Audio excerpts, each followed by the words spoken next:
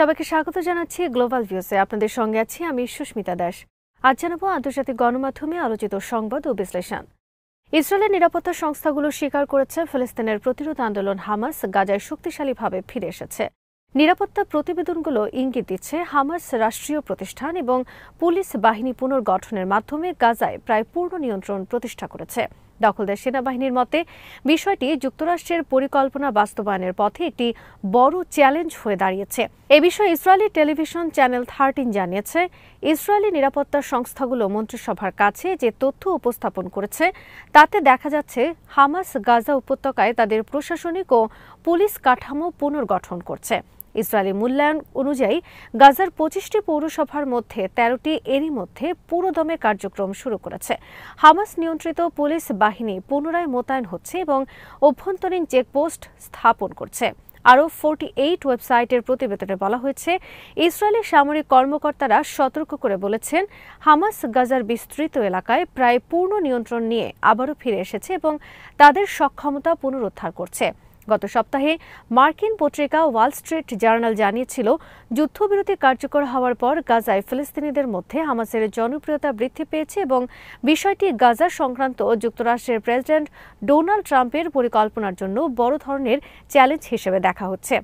পত্রিকার প্রতিবেদনে বলা হয়, নিরাপত্তা পরিস্থিতির পরিবর্তন এই জনপ্রিয়তা বৃদ্ধির একটি মূল কারণ। গত মাসে যুদ্ধবিরতি স্থিতিশীল হওয়া এবং ইসরায়েলি বাহিনী পিছিয়ে আসার পর হামাস সদস্যদের আবার রাস্তায় দেখা গেছে।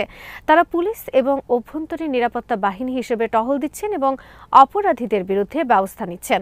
প্রতিবেদনে উল্লেখ করা হয়েছে, গাজার জনগণ অপরাধ ও লুটপাট কমে যাওয়াকে স্বাগত জানাচ্ছে। গাজা শহরের ব্যবসায়ী হাজিম সারুর বলেন, আমরা শুরুতে দেখেছি চুরি, দাঙ্গাবাজি ও বেআইনি কার্যক্রম বেড়ে গিয়েছিল। হামাস ছাড়া কেউ তা থামাতে পারে না, তাই মানুষ তাদের সমর্থন করে। তেল আবিব বিশ্ববিদ্যালয়ের এক নতুন গবেষণায় দেখা গেছে, ইসরায়েল থেকে ইহুদিদের প্রস্থান প্রবণতা উল্লেখযোগ্য হারে বেড়েছে।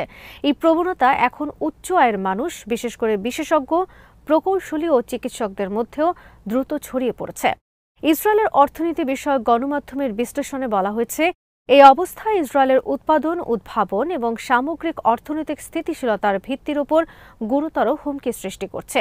দৈনিক ক্যালকালিস্ট এর নতুন প্রতিবেদনে ইসরায়েল থেকে ইহুদিদের দেশ ত্যাগের একটি সুস্পষ্ট চিত্র তুলে ধরা হয়েছে। তেল আবিব বিশ্ববিদ্যালয়ের 3 জন শীর্ষ গবেষক ইতি আতার, নিতাই বার্গমান ও দোরন জামির এর গবেষণা অনুযায়ী 2023 সালের জানুয়ারি থেকে 2024 সালের সেপ্টেম্বর পর্যন্ত প্রায় 90,000 ইহুদি বসতি স্থাপনকারী ইসরায়েল ত্যাগ করেছেন।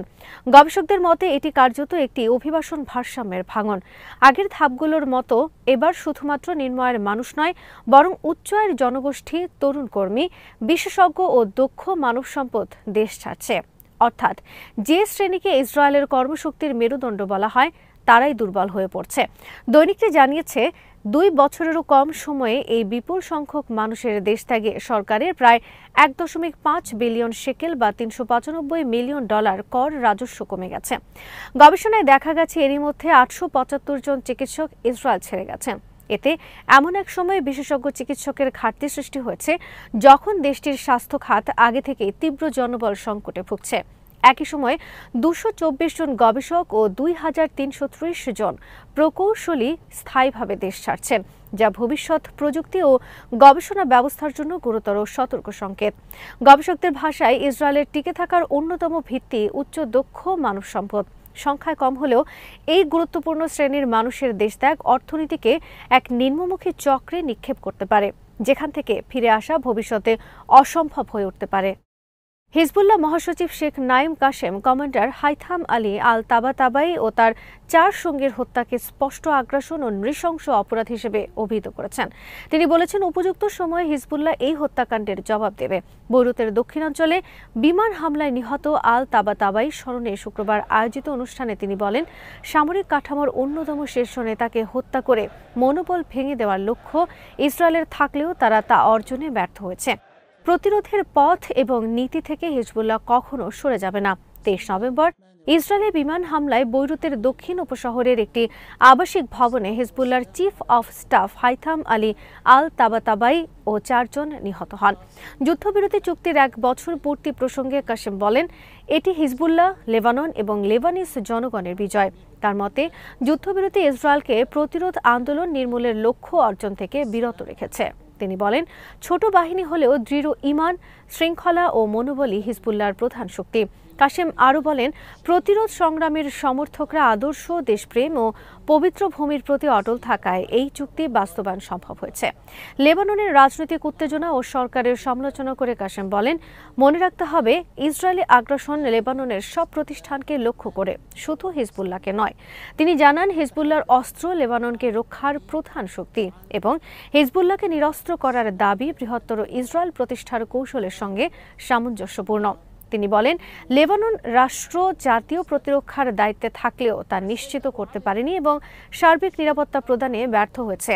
তাই ইসরায়েলের নতুন বাস্তবতা তৈরির প্রচেষ্টা রুখতে রাষ্ট্রের উচিত হিজবুল্লাহকে অকুণ্ঠ সমর্থন করা।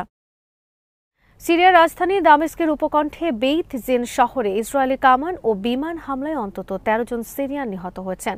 শুক্রবার সংঘটিত এই হামলার আগে গ্রেফতার অভিযান চালাতে ঢুকে পড়া ইসরায়েলি বাহিনীর সঙ্গে স্থানীয় বাসিন্দাদের তীব্র সংঘর্ষ হয়েছে। এতে ইসরায়েলের 6 জন সৈন্য ও কর্মকর্তা আহত হয়েছেন। ইসরায়েলি সেনাবাহিনী জানায়, বাশার আল আসাদের পতনের পর 8 ডিসেম্বর শুরু হওয়া অপারেশন অ্যারো অব বাশান এর অংশ হিসেবে এই অভিযান পরিচালিত হয়। এই অভিযানের লক্ষ্য সিরিয়ার ভূখণ্ডে নিয়ন্ত্রণ বিস্তার, যার মধ্যে রয়েছে সামরিক স্থাপনা, হারমন পাহাড় এবং বাফার জোন। গত কয়েক মাস ধরে নির্দিষ্ট ব্যক্তিদের লক্ষ্য করে ইসরায়েলের একাধিক হামলার পরও বেইত জিন অভিযানকে প্রথম ঘটনা হিসেবে উল্লেখ করা হয়েছে, যেখানে ইসরায়েলের একাধিক সেনা হতাহত হন। সেনাবাহিনী এটিকে নজিরবিহীন ঘটনা বলে উল্লেখ করেছে। ইসরায়েলি বাহিনীর দাবি, 55তম ব্রিগেডের রিজার্ভ প্যারাট্রুপার ইউনিট 3 জন ইসলামিক গ্রুপ সদস্যকে গ্রেফতারের উদ্দেশ্যে শহরে প্রবেশ করে। গ্রেফতারের পর প্রায় 200 মিটার দূর থেকে সশস্ত্র যোদ্ধারা গুলি চালালে গোলাগুলি শুরু হয়। পরিস্থিতি উত্তপ্ত হলে ইসরায়েলের যুদ্ধবিমান, ট্যাঙ্ক ও ড্রোন দিয়ে শহরের বিভিন্ন স্থানে হামলা চালানো হয়। ইসরায়েলি গণমাধ্যম জানায়, যোদ্ধারা একটি হামার যান অচল করে দেন। পরে সেনাবাহিনী নিজেই সেটিকে বোমা মেরে ধ্বংস করে। আহত সেনাদের হেলিকপ্টারে করে সরিয়ে নেওয়া হয় এবং প্রায় 2 ঘন্টা গোলাগুলির পর সেনারা শহরের বাইরে সরে যান। সিরিয়ার রাষ্ট্রীয় গণমাধ্যম জানায়, গ্রেফতার অভিযানের সময় স্থানীয় বাসিন্দারা ইসরায়েলি বাহিনীকে প্রতিহত করলে ব্যাপক গোলাবর্ষণ শুরু হয়। নিহতদের মধ্যে 5 জন একই পরিবারের সদস্য। আহত হয়েছেন অন্তত 25 জন। হামলা অব্যাহত থাকায় অসংখ্য পরিবার শহর ছেড়ে পালাতে বাধ্য হয়। আল জাজিরার এক প্রতিবেদনে ঘরবাড়ি, দোকানপাট ও বেসামরিক অবকাঠামোর ব্যাপক ধ্বংসের দৃশ্য তুলে ধরা হয়েছে। রাশিয়ার পররাষ্ট্র মন্ত্রণালয়ের মুখপাত্র বলেছেন, মস্কো ও তেহরানের সম্পর্ক ব্যাপক কৌশলগত অংশীদারিত্ব চুক্তির ভিত্তিতে গড়ে উঠেছে। একই সঙ্গে তিনি রাশিয়ার সীমান্তে ইউরোপ এবং ন্যাটোর সামরিকীকরণ বৃদ্ধির সমালোচনা করেন। তার ভাষায়, ইউরোপ ইউক্রেনের শান্তি প্রচেষ্টায় বাধা সৃষ্টি করে যুদ্ধকামী অবস্থান বজায় রেখেছে। রাশিয়ার পররাষ্ট্র মন্ত্রণালয়ের মুখপাত্র মারিয়া জাকারোভা এক সংবাদ সম্মেলনে বলেন, যুক্তরাষ্ট্র বা তার মিত্ররা যদি ইরানের উপর আক্রমণ করে, তবে রাশিয়া ইরানকে সামরিক সহায়তা প্রদান করতে পারে। তিনি আরও বলেন, দুই দেশের সব ধরনের সহযোগিতা কৌশলগত অংশীদারিত্ব চুক্তির আওতায় নির্ধারিত হয়। জাকারোভা জানান, এই চুক্তি সামরিক ও প্রযুক্তিগত সহযোগিতা বৃদ্ধির সুযোগ সৃষ্টি করে এবং এ ধরনের সহযোগিতা বাস্তবায়নের জন্য এটি একটি মৌলিক ভিত্তি। ইউক্রেন যুদ্ধ ও কূটনৈতিক সমাধান বিষয়ে তুরস্কের প্রেসিডেন্ট রিসেপ তাইপ এরদোয়ানের প্রস্তাব নিয়ে মন্তব্য করতে গিয়ে জাকারোভা বলেন, যে কোনো উদ্যোগ যা রাজনৈতিক, কূটনৈতিক বা মানবিক সমাধানে সহায়ক হবে, মস্কোর কাছে তা গুরুত্বপূর্ণ। রাশিয়া সবসময় অন্য দেশগুলোর উদ্যোগকে স্বাগত জানায়। ইরানের সশস্ত্র বাহিনীর প্রধান মেজর জেনারেল সাইয়েদ আব্দুর রহিম মুসাবি বলেছেন, দেশের নৌবাহিনী যে কোনো ধরনের আগ্রাসন ও হুমকির জবাব দিতে সম্পূর্ণ প্রস্তুত রয়েছে। ইরানের নৌবাহিনী দিবস উপলক্ষে এক বার্তায় বাহিনীর কৌশলগত সক্ষমতার কথা উল্লেখ করে তিনি বলেন, নিজস্ব দক্ষতা ও জিহাদি মনোভাবের উপর নির্ভর করেই নৌবাহিনী সম্ভাব্য যে কোনো হুমকির মোকাবেলায় প্রস্তুত।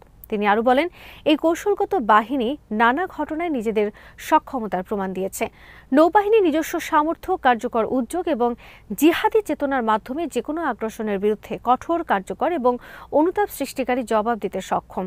এটি তারা প্রমাণ করেছেন। জেনারেল মুসাবি বলেন, পারস্য উপসাগর, ওমান সাগর এবং ইরানের আঞ্চলিক জলসীমায় টেকসই নিরাপত্তা বজায় রাখতে যে সক্ষমতার বিকাশ ঘটেছে তা সেনাবাহিনীর নৌ ইউনিট এবং ইসলামী বিপ্লবী গার্ড বাহিনী বা IRGCর নৌ ইউনিটের মধ্যে সমন্বয়, সহযোগিতা ও গঠনমূলক পারস্পরিক সম্পর্কের ফল। আল্লাহর রহমতে আজ এই কৌশলগত সহযোগিতা যে কোনো হুমকির বিরুদ্ধে বুদ্ধিদীপ্ত ও কার্যকর প্রতিরোধের এক অনন্য মডেলে পরিণত হয়েছে। ভারতের দাবিকৃত কয়েকটি অঞ্চলকে নেপাল নিজেদের বলে দাবি করায় নয়াদিল্লি কাঠমান্ডু উত্তেজনা দেখা দিয়েছে। কালাপানি, লিপুলেখ ও লিম্পিয়াধুরাকে নিজেদের মানচিত্রে অন্তর্ভুক্ত করে নতুন 100 রুপির নোট প্রকাশ করেছে নেপাল। এ বিষয়ে প্রতিক্রিয়া জানিয়েছে নয়াদিল্লি। অরুণাচল প্রদেশ নিয়ে গত 6 দশক ধরে দ্বন্দ্ব জড়িয়ে আছে দুই প্রতিবেশী দেশ ভারত ও চীন। রাজ্যটিকে নিজেদের বলে দাবি করে আসছে বেইজিং। চলমান এই উত্তেজনার মধ্যে এবার নিজেদের মানচিত্রে কালাপানি, লিপুলেখ ও লিম্পিয়াধুরাকে অন্তর্ভুক্ত করেছে নেপাল। বৃহস্পতিবার নেপালের কেন্দ্রীয় ব্যাংকের প্রকাশ করা 100 রুপির নতুন নোটে এই সংশোধিত মানচিত্রকে স্থান দেওয়া হয়। এতে নেপালের জাতীয় ফুল, গুরাসের ওয়াটারমার্ক, লুম্বিনীর অশোক স্তম্ভ, পেছনে এক শৃঙ্গ গন্ডারের ছবি রাখা হয়েছে। এই নোটের সাবেক গভর্নর মহাপ্রসাদ অধিকারীর সই রয়েছে। নোটটি ইস্যুর তারিখ দেখানো হয়েছে 2024 সাল। নেপালের এমন পদক্ষেপের প্রতিবাদ জানিয়েছে ভারতের পররাষ্ট্র মন্ত্রণালয়। তিনি এই 3 অঞ্চল ভারতেরই অংশ বলে দাবি করেছেন তারা। এমন একতরফা দাবি দ্বিপাক্ষিক চুক্তির লঙ্ঘন বলে মন্তব্য করেছে নয়াদিল্লি। আজ এখানেই শেষ করছি। সবাই ভালো থাকুন, সুস্থ থাকুন আর দেখতে থাকুন বিডি ভিউজ। চ্যানেলটি ভালো লাগলে সাবস্ক্রাইব করুন, সংযুক্ত থাকুন আমাদের ফেসবুক পেজে।